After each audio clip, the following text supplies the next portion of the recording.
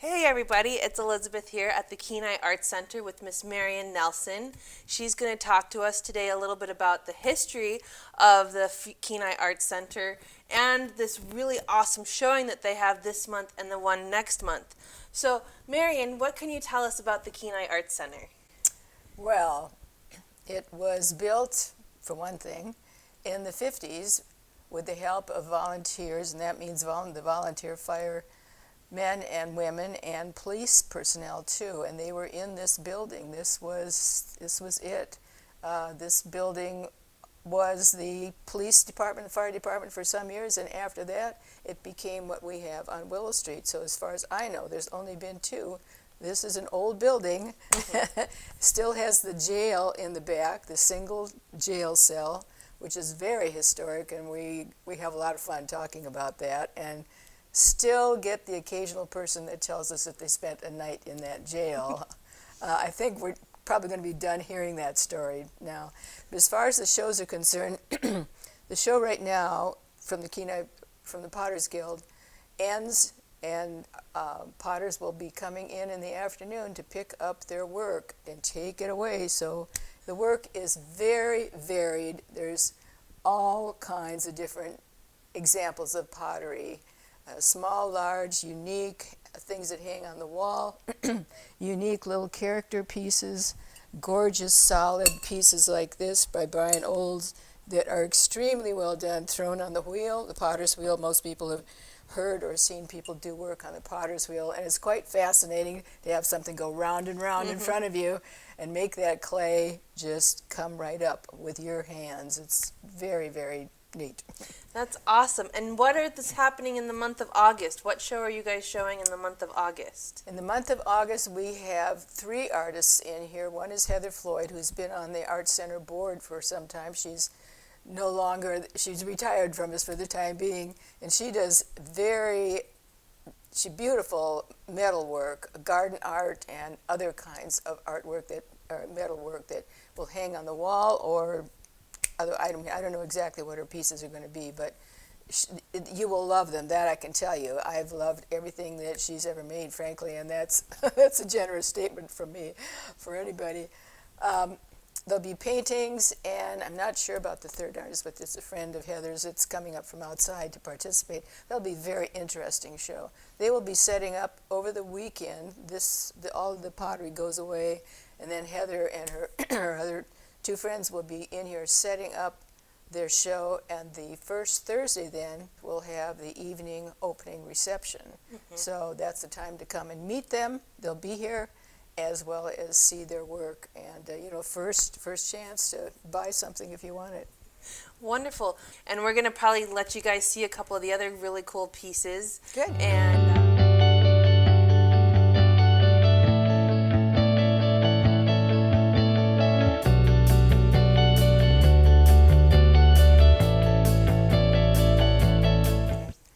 this is a very intricate set, this chess set. I'm not 100% sure, but I believe Brian Olds, who made this whole thing, he made the chess board also. These pieces are extruded from an extruder that pushes the clay through, and then he went and then he formed these pieces, these individual pieces from there, you know, manipulating them, putting texture on them, glazing them, firing them, etc.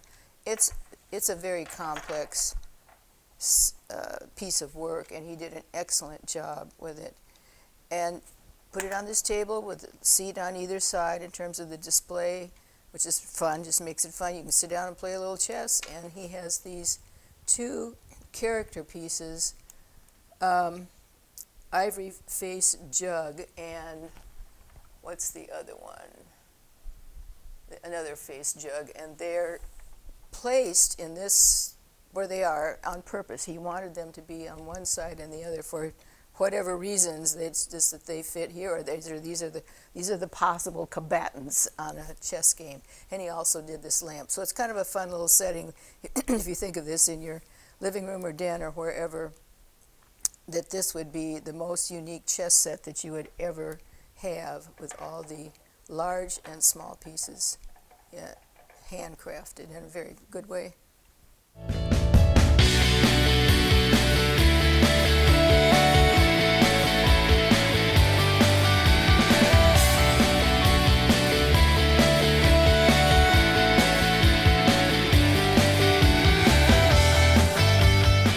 Marion, can you show us some of your favorite cookie jars in here? I sure can. Here's another beautiful piece by Brian Olds, and then the wonderful character piece, cookie jar by Laura Feo with these great sea creatures on it, and some really fun ones over here. These two cute cookie jars. This has actually candy in it, by Mark Farnsworth. So this is their challenge to each other, or to the guild, their guild. It's not the theme of the whole show. This is just part of it, but it's very fun because there's all kinds of different cookie jars, including one that is a diet cookie jar because you cannot get the lid off of it on purpose. On purpose. This is a very sweet one. This little set of different cookie jars by Debbie Adamson is, you know, it's kind of like her personality. Very, very nice, very sweet, and pretty cute. Pretty cute. And let's see. Laura did a couple of these gorgeous cookie jars with sea creature theme to it. I think she did an excellent job with them. And the lids are beautiful. That's the acid test for a lid on a piece of pottery, if it goes around smoothly like that. Most of them do, a few of them don't, but they're close. This is a shipwreck cookie jar by Morgan Chamberlain. That has some very interesting texture. It's kind of like barnacles and seaweed creatures that you might find at the bottom of the sea or inlet or wherever. Very nice. That's also kind of, I don't know, what do you think? A dozen Oreos at least, something like that. At least. Yeah, or a bunch of M&Ms, whatever. In fact, Mark Farnsworth put a bunch of M&Ms in his, just to show. And then, of course, this very fun one-eyed Olaf cookie jar. That would be up to the children in the house to make up their mind as to what's supposed to go in that one, probably.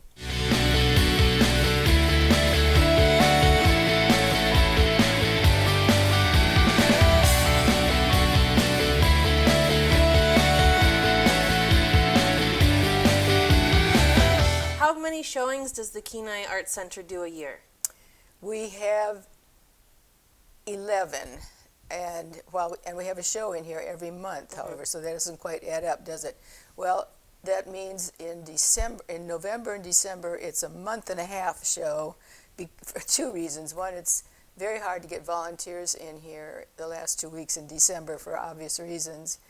And we have started to make the mural that goes on the walls in here. We've used Tyvek. We may use another thing to put the mural on this year, we don't know yet. And that involves anywhere from 12 to 20 people doing that over anywhere from 3 to 5 days. It'll be different this year, I'm sure. It's bound to be different. When you have that many people involved, it's going to be different than what it was before. So that was so popular when we did that 2 years ago that we're going to keep on with it for now. So that will be up in November and half of December. Wonderful. But otherwise, it's one show every month with, again, the first Thursday opening reception for the general public. What is the Kenai Arts Center hours in case families want to come and see what's showing? Glad you asked. Wednesday through Saturday, noon to 5. And at the front desk, where you will see people when you come in the door, of course, these are all volunteers. And they will help you in every way possible to show you what's on display, tell you about the artist, and also if you want to go back and look at the jail, you can do that. And you can't hurt it. It's steel bars. And explain a little bit what our immediate future is, and you can also become a member. Oh, wonderful. So one other quick question. What's your favorite showing that we've had in the Arts Center in all the many years that you've been here? Or just a couple of your favorites? That's an impossible question to answer. I had such a good time making the mural happen and working with about a dozen people. They had a really good time doing it. It was one of those things we didn't know exactly how it was all going to work out because we hadn't done it before. But we had a lot of help, a lot of donations, and great people to work with. I mean, they're all in here. They're on the floor. They're all over the wall painting, you know, and so forth and so on. It was very, very dynamic. The juried show, however, is probably overall, they're just about always my favorites because it's usually the highest quality work that we have all year, and I can probably somebody will want to fight me on that one. And then, of course, the student art show in the spring is great fun. That's kids from all over the borough, this borough school district, and from schools that have art teachers, and they come here and they're extremely excited. They get some awards, and their parents are here, and their siblings are here. It's a very exciting evening. Oh, that sounds so like there's my favorite. That sounds pretty darn amazing. Well, thank you, Marion, for letting us in here. And we'll see you guys later. And you guys, hopefully you can make it down to the Kenai Arts Center and see some of the wonderful art that we have in our local community. Well, hey, Eugene, what's going on? No, not much. Just thought since I'm here visiting this art museum, I might as well wander through the section called Sculpture, which I assume is a place where I can get a big gulp sure slushy. My favorite flavor is blue flavor. Oh, Eugene. The sculpture section is where the museum offers beautiful sculptures to study. Sculpture is a branch of the visual art that operates in 3 dimensions. Whoa, 3 dimensions. Like being sucked into an intergalactic vortex or being transported No. Like something 3-dimensional. Like an object that has 3 dimensionals, like length and width and height. Not like a painting, which has only got 2 dimensions. I get it, Beatrice. So how do you make a sculpture anyway? Well, now that's a good question. Initially, durable sculptures were made through carving, which is removing material, or modeling, which means adding material. I get it. These materials include clay, stone, metal, ceramics, and wood. But since modernism, a movement in the early 1900s that aligned ideas with the industrial times, sculptors now can use all kinds of materials, anyone they want, and using any process. Well, isn't that something? Isn't that something? I tell you what, sculptures are exciting. Look at these. Which one is your favorite, Beatrice? Oh, it's this one right here, The Little Dancer by Degas. You know, you and your Degas. My favorite is this one. It's the giant Gulpture Slushie. Well, I'll be. Hey guys, it's me, Slim. I'm still here on vacation, but don't worry, I'm catching up on my reading right here. Oh, that's right. Did you guys not know? You can use audiobooks as a way to keep up on your reading. Audiobooks count just the same as reading a regular book. Oh, and so do comics and any other thing that you might read. It doesn't have to be a book. Anything you read can be counted for your reading log, or things that you listen to, like audiobooks. So keep that in mind, guys. All kinds of fun things to do and to read, and it doesn't just have to be a regular book like you're used to. Have fun, guys, and keep reading.